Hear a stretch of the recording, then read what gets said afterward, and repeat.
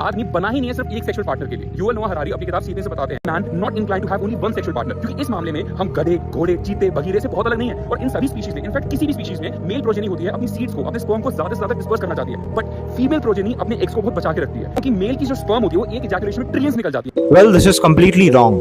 Women have always been cheaters. और ये मैं नहीं कह रहा, this is the research findings of Dr. David Buss, an established evolutionary psychologist who has been studying the human romantic relationships, cheating, etc. from an evolutionary perspective. Being a psychology graduate, I know that this theory कि men cheat करते आए हैं हमेशा से and women नहीं करती आई हैं has been debunked long ago. ये चीजें ज्यादा लोगों को पता नहीं है because still these studies are not widely known. Women are equally prone to cheating. इसकी one of the findings ये है कि जो male testicles होते हैं they are very big in size. In fact, male testicles gorilla से भी बड़े होते हैं। और विवेक जी की एक बात यहाँ पे सही है कि men when they ejaculate they eject millions and trillions of sperms at once. तो उसका भी रीजन यही है। इन स्टडीज में निकल के आया कि जब मेल्स हंट पे जाते थे तो वुमेन के पास पूरा का पूरा चांस होता था कि वो चीट करे, और वो चीट करती थी। और धीरे धीरे जब ये बात मेल्स को पता लगनी शुरू हुई तो उनका एवोल्यूशनरी सिस्टम कुछ इस तरह इवॉल्व हुआ कि उनकी बायोलॉजी ने टेस्टिकल्स को एक्सपैंड किया ताकि वो ज्यादा स्पर्म्स एक बार में इजैकुलेट कर सकें, ताकि जो दूसरे मेल्स ने उस फीमेल के अंदर स्पर्म्स इजैकुलेट करे थे चीटिंग के दौरान, उनसे उनका स्पर्म कंपीट कर सके क्योंकि वो ज्यादा मात्रा में आए।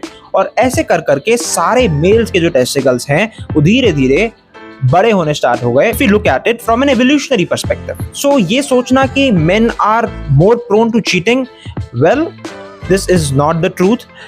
ऐसा हमें इसलिए भी लगता है because of our culture, because women को बड़ा ही सती सावित्री नजर से देखा गया है कि ये तो चीट कर ही नहीं सकती, मेल्स जो हैं वो कमीने होते हैं। सो इस परसेप्शन की वजह से हम ये फैक्ट कभी आइडेंटिफाई नहीं कर पाते या फिर समझ नहीं पाते। और इसका दूसरा एविडेंस है casual cheating. Males and females have agreed in spite of the cost involved, especially for the females, to casually mate with each other. And कोई चीज अगर आज हमारी बायोलॉजी में है, इसका मतलब ये है कि वो पहले रही है, lakhs of years ago से फीडेड है, तभी वो पैटर्न्स आज तक हम दोहराते आ रहे हैं। एंड क्या मैं भी चीटिंग को जस्टिफाई कर रहा हूँ for males and females? Well no, जैसे विवेक ने बोला उसकी इस बात से मैं कंप्लीटली एग्री करता हूँ कि we have gotten evolved to become human beings with consciousness and meta consciousness, and therefore we must learn to control our instincts and not cheat. But that doesn't mean कि only males do cheat. Evidence shows that even females have been cheaters all along the history.